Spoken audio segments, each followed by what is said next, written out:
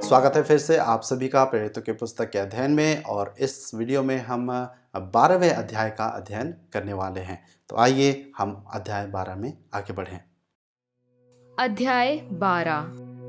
उस समय हेरोदेस राजा ने कलीसिया के कई एक व्यक्ति को दुख देने के लिए उन पर हाथ डाले। उसने यूहन्ना के भाई याकूब को तलवार से मरवा डाला।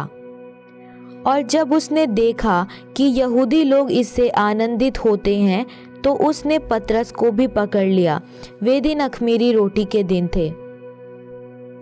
और उसने उसे पकड़ के बंदीगृह में डाला और रखवाली के लिए 4-4 सिपाहियों के 4 पहरों में रखा, इस मनसा से कि फसह के बाद उसे लोगों के सामने लाए। सो बंदीगृह में पतरस की रखवाली हो रही थी, परंतु कलीसिया उसके लिए लौ लगाकर परमेश्वर से प्रार्थना कर रही थी।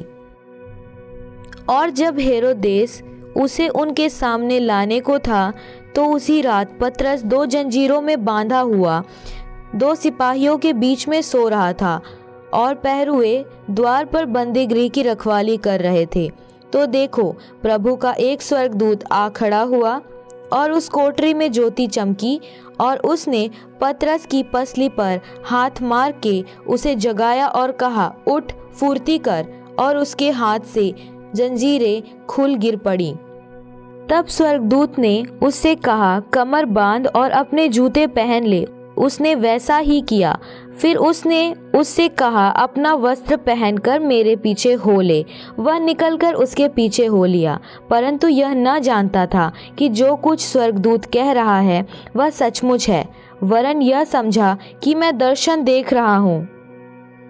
तब वे पहिल और दूसरे पहर से निकलकर उस लोहे के फाटक पर पहुँचे जो नगर की ओर है। वह उनके लिए आप खुल गया और वे निकलकर एक ही गली हो गए। इतने में स्वर्गदूत उसे छोड़कर चला गया। तब पतरस ने सचेत होकर कहा, अब मैंने सच जान लिया कि प्रभु ने अपना स्वर्गदूत भेजकर मुझे हेरोदेस के हाथ से छुड़ा लिया और यहूदियों की सारी आशा तोड़ दी। और यह सोचकर वह यूहन्ना की माता मरियम के घर आया, जो मार्कुस कहलाता है। वहाँ बहुत लोग इकट्ठे होकर प्रार्थना कर रहे थे। जब उसने फाटक की खिड़की खटखटाई तो रूदे नाम एक दासी सुनने को आई और पतरस का शब्द पहचान कर उसने आनंद के मारे फाटक न खोला, परंतु दौड़कर भीतर गई और बताया कि पतरस द्वार पर खड़ा है। उन्होंने उससे कहा, तू पागल है? परंतु वह दृढ़ता से बोली कि ऐसा ही है। जब उन्होंने कहा, उसका स्वर्गदूत होगा, परंतु पतरस खटखटाता ही रहा। सो उन्होंने खिड़की खोली और उसे देखकर चकित हो गए। तब उसने उन्हें हाथ से सैन किया कि चुप रहें और उनको बताया कि प्रभु किस रीति से मुझे बंदीगृह से निकाल लाया है। फिर कहा कि याकूब और भाइयों को यह बात कह देना। तब निकलकर दूसरी जगह चला गया। भोर को सिपाहियों में बड़ी हलचल होने लगी कि पतरस क्या हुआ। जब हेरोदेस ने उसकी खोज की और न पाया तो पहरुओं की जांच करने की आज्ञा दी कि वे मार डाले जाएं, और वह यहूदिया को छोड़कर कैसरिया में जा रहा। और वह सूर और सैदा के लोगों से बहुत अप्रसन्न था। सो वे एकचित होकर उसके पास आए और बलास्तुस को, जो राजा का एक कर्मचारी था, मनाकर मेल कराना चाहा, क्योंकि राजा के देश से उनके देश का पालन पोषण होता था। और ठहराए हुए दिन हेरोदेस राजवस्त्र पहनकर सिंहासन पर बैठा और उनको व्याख्यान देने लगा। और लोग पुकार उठे कि यह तो मनुष्य का नहीं, परमेश्वर का शब्द है। उसी क्षण प्रभु के एक स्वर्गदूत ने तुरंत उसे मारा, क्योंकि उसने परमेश्वर की महिमा नहीं की, और वह कीड़े पड़ के मर गया। परंतु परमेश्वर का वचन बढ़ता और फैलता गया। जब बरनबास और शाऊल अपनी सेवा पूरी कर चुके तो यूहन्ना को, जो मरकुस कहलाता है, साथ लेकर यरूशलेम को लौटे। प्रेरितों के काम में पतरस और यरूशलेम के अगुओं पर केंद्रित यह अंतिम अध्याय है। जैसा कि हमने पिछले अध्याय में भी देखा था इस बात को, जिस याकूब का हेरोद ने तलवार से हत्या कर दिया, वह प्रेरित याकूब जब्दी का बेटा था, यीशु का भाई नहीं, जो प्रेरितों 15 में अगुवाई के बड़े पद तक पहुंचा जान पड़ता है, जिसने बाद में याकूब की पत्री भी लिखी। ये दरअसल में याकूब जो यीशु मसीह के 3 नज़दीकी चेले थे, पतरस, याकूब, यूहन्ना, उनमें से एक व्यक्ति था। और ये ध्यान देने वाली बात इसलिए भी है क्योंकि हम कई सारे अन्य प्रेरितों के मृत्यु को दर्दनाक या फिर महत्वपूर्ण घटना या कार्य के बाद देख पाते हैं, लेकिन हम ये नहीं कह सकते हैं कि याकूब ने कोई भी इस तरह का महत्वपूर्ण कार्य नहीं किया, लेकिन हम देख पाते हैं कि यीशु मसीह के अंदरूनी घेरे के एक प्रमुख व्यक्ति की भी सताव के दौरान हत्या होती है और पवित्र आत्मा अपने सर्व ज्ञान में इसे होने का अनुमति देता है। जबकि कुछ अध्याय पहले ही हम देख पाते हैं, जबकि हम अन्य जगह पे देख पाते हैं कि पवित्र आत्मा इस तरह के परिस्थिति में पड़े लोगों को, अपने इस दासों को छुड़ाने में भी सक्षम है।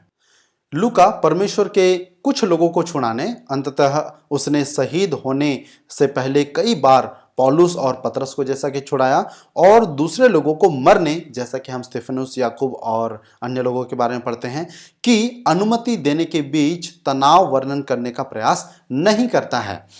मानो यह एक स्वाभाविक प्रक्रिया है या फिर ये एक अपेक्षित प्रक्रिया है या फिर इसके पीछे होने वाली सारी घटनाओं और जानकारी का हमारे पास अभाव है। परमेश्वर अपने सर्वज्ञान में ऐसा होने की अनुमति देते हैं। कई बार परमेश्वर अपने लोगों को बचाने के लिए अलौकिक रूप से कार्य करता है, पर दूसरे समय में वह ऐसा नहीं करता है और दर्दनाक घटनाओं को भी होने की अनुमति देता है। पतरस का बंदीगृह से छुड़ाया जाना और उसका उनके सामने एक दूत नहीं लेकिन एक व्यक्ति के रूप में खड़ा होना बड़े ही आश्चर्य और अचरज को बयान करता है कि परिस्थिति कितनी भयानक थी।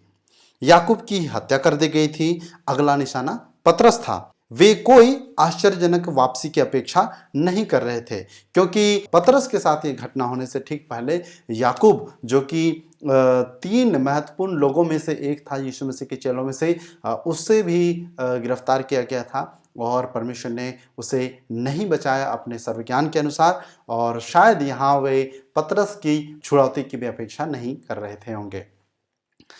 हेरोद के निंदनीय मौत ने यह दर्शाया कि हालांकि परमेश्वर ने याकूब को मरने की अनुमति दी, लेकिन हेरोद नहीं और ना ही रोम, परंतु अंतिम नियंत्रण उसका है और उसने अंततः हेरोद को उसके घमंड के लिए घात किया, मृत्यु दंड दिया।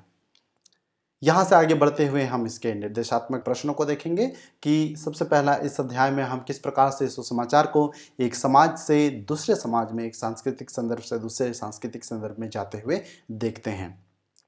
यह अध्याय सुसमाचार के फैलाव पर ध्यान केंद्रित नहीं करता, वरन उस संघर्ष के विषय में हमें बताता है, अवगत करता है, जिससे यरूशलेम की मंडली गुजर रही थी, जिसे हम पद 25 में पढ़ सकते हैं। और साथ ही साथ यह अध्याय 13 और 14 की नींव भी रखता है।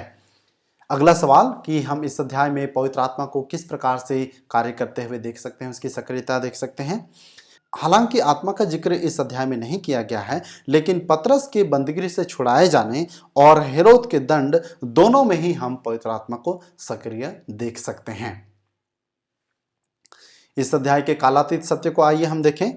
कई बार परमेश्वर अपने लोगों को अलौकिक रूप से बचाते हैं, तो दूसरे समय वे ऐसा नहीं करते हैं। ये कालातीत सत्य हमारे लिए और आपके लिए जानना बहुत ही महत्वपूर्ण है, और बहुत ही महत्वपूर्ण इसलिए है क्योंकि कई बार हम भी अपनी सेवकाई में, अपनी ज़िंदगी में ऐसे परिस्थितियों से गुजरते हैं।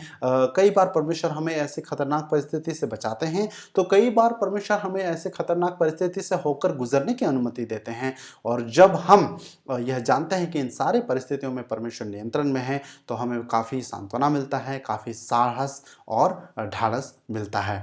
ऐसा ही सही और सच्चा साहस और ढाढ़स आप इस सच्चाई के जानने की वजह से उन लोगों को भी प्रदान कर सकते हैं जो ऐसी परिस्थिति से गुजर रहे हैं। ना कि ऐसे झूठे आश्वासन से कि यदि आप परमेश्वर के पीछे चल रहे हैं तो आपको कभी किसी कठिन परिस्थिति का सामना नहीं करना पड़ेगा।